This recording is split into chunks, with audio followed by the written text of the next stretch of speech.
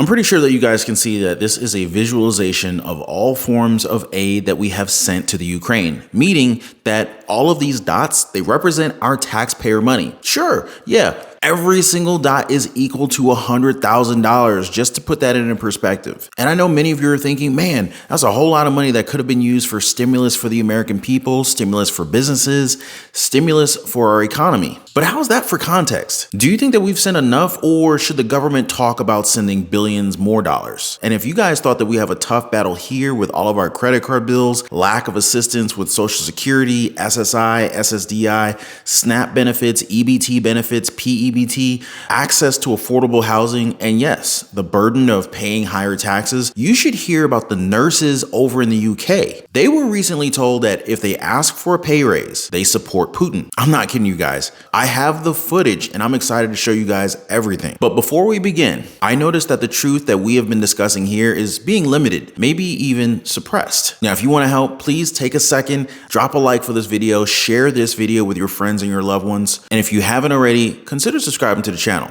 All right, guys, let's begin. So Russia has had plenty of sanctions placed on it with the main purpose of slowing down Vladimir Putin's advances and taking his country's economy down with it. Yep, be that as it may, we've seen that instead of hurting them, the sanctions seem to have helped Russia. Much like how the sanctions should have helped us and the UK, it's only further put us in a deep hole. Now I'm talking about expenses, price hikes, and everything in between. It explains why President Biden himself keeps deferring blame to Putin, right? Oh, inflation's terrible, huh? It's Putin's price hike. Gas too expensive? Putin's handiwork. Your raise isn't keeping up with inflation? Ask the Kremlin. Everything can be blamed to Putin and the war. You know what's insane though? It's that they're using his name to scare off workers from asking for a pay raise. Now, I really wish that this was a joke, but watch this guy, a cabinet minister in the UK. Come together. This is not a time to be divided, to, I hope, send a very clear message to Mr. Putin that he can't use energy as a weapon in this way, and we will remain united, which is why we've accepted the pay review bodies on the NHS and on schools. You know, a nurse on 20 grand a year, you would think that maybe there were other ways of sending Putin a clear message on Ukraine rather than the fact that you're going to have to have a real-term pay cut. No, but we've accepted the pay review body on nurses, and as I said to you, last year they got 3%. This year's recommendation is £1,400. So the starting salary of a nurse would be £31,000.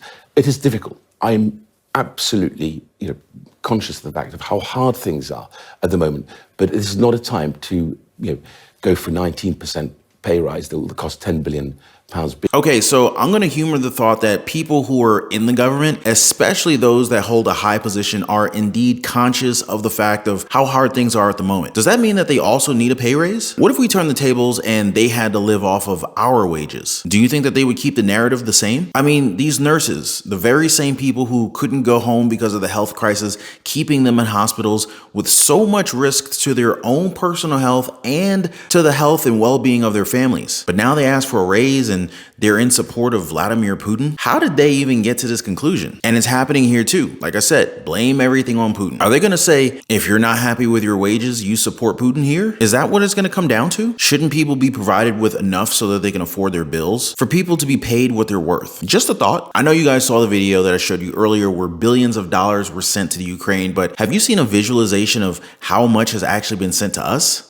Oh wait, I don't have one of those because nobody sent us anything. Now, I'm not saying helping the needy is bad or anything like that. It's never been the argument for people who continue to say that. Like Ron, our government is just helping them because of what Putin did. This is all Putin's fault. But you gotta ask, why are they using American taxpayer money to help every other country but the United States? I mean, let's keep it simple. $1 billion? Just $1 billion, right? Just how much help will $1 billion provide to your city? How about your local school system? Maybe even provide a little bit of extra money for SNAP recipients, EBT? How about those on Social Security, SSI, Social Security increases going into 2023? I mean, what would $1 billion do? This is the question you have to ask yourself, because we're not on passive income. We're not all making money while we sleep. Many people grind. We push ourselves. We pay our taxes. And for what? For elected officials to just fund another country's war? I don't want to dig too deep into this, but you guys know that our own veterans are having troubles here at home, right? You see donation drives that are specifically for them. These are people that went to war for the country, but they can't even be taken care of by the same people who sent them to war to fight. Now, I hope I'm not going too far, but like I always say, Americans first. That's the motto model, you want to help another country's cash flow. Americans first. You want to bring them aid to help their markets. Americans first. You want to provide them with good paying opportunities so that they can prosper. The morale in our country is so low that almost half of American workers are hoping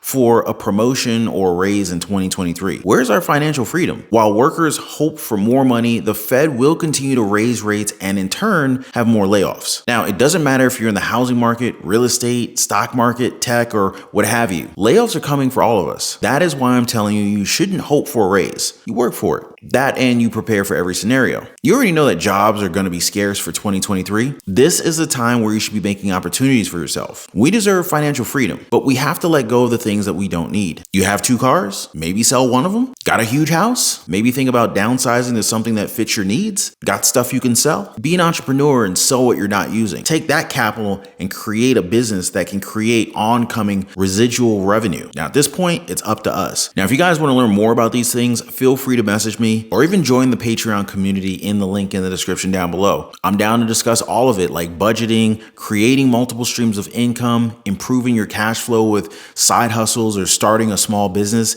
investing in the stock market, or even in real estate. I'm an open book, you guys. Now, before I go, please don't forget to subscribe, like the video, and comment whatever you want me to talk about in the future. I want to thank you guys so much for watching. You guys are awesome. I'll see you on the next one.